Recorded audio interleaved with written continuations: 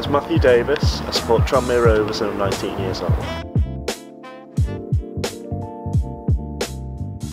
Well, initially it was my dad taking me down to my first ever game when I was about 4 years old. And after that game he asked me whether I wanted to be a Liverpool fan or a Tranmere fan. He said, I can take you to 3 Liverpool games this season if you want, or I can take you to every single Tranmere game. Never really looked back, to be honest. So it has to be the first game. We played Oldham Athletic in the FA Cup. I think it was about the second round. We won 4-0, atmosphere was booming, so just absolutely perfect. It has to be last season, the loss against Forest Green Rovers at Wembley, because we were just absolutely robbed of that game. They scored 3 goals early on. Well, no, they scored 2 goals early on, we got 1 back. They scored just before half time and completely made the game dead, really. Started time wasting, just completely killed it for us, and the atmosphere just went really flat and it was just not enjoyable in the slightest. Oh, that was a bit of a sour one. Used to be Andy Cook, but can't say him anymore, just signed for Walsall, so probably have to say captain Steve McNulty, just for his size, really. Ooh, that is a tough one. We've had our share of shite at Tranmere. I'd probably say our worst ever player would be Coyote Odejayi, playing for us in League 2. Came in, big striker, we were all really excited, but scored 2 goals in 46 appearances for us, something like that. Just absolute garbage. First season ticket, I was 5 years old, so the season after the Oldham game. I got one. I had season tickets all the way up until I was about 14, and then my dad said I've got to start paying for them myself, so just decided to get a job at the club selling programmes, got in for free. I quite like the one we're going to have next year, the one that I'm wearing now.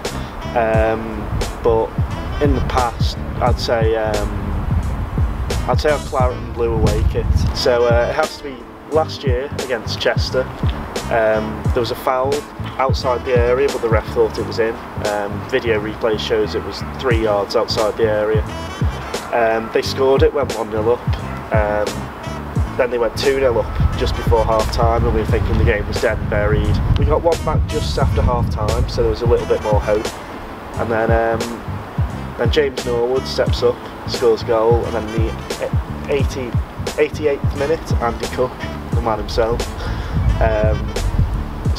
steps up and bags us the winner. And just 1,400 Tranmere fans in the away end, just absolutely bouncing. It's not a very big fan base. It was big for non-league last year, but Football League wise, it's not the biggest fan base at all.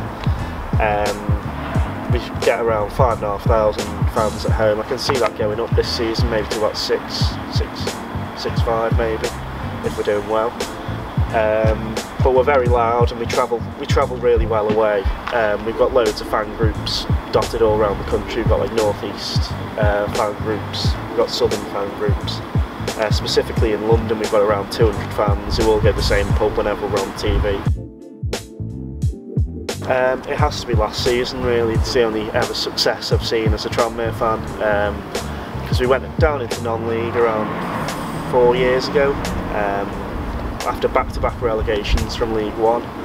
So it's not been a very pleasant time being a Tranmere fan, but I'd say the only bit of success we've had has to be the favourite season. If I'm being honest, Tranmere is basically my life, because it's just a big community club, really. I feel like you're part of something at Tranmere, whereas you're just a customer compared to all the Premier League sides.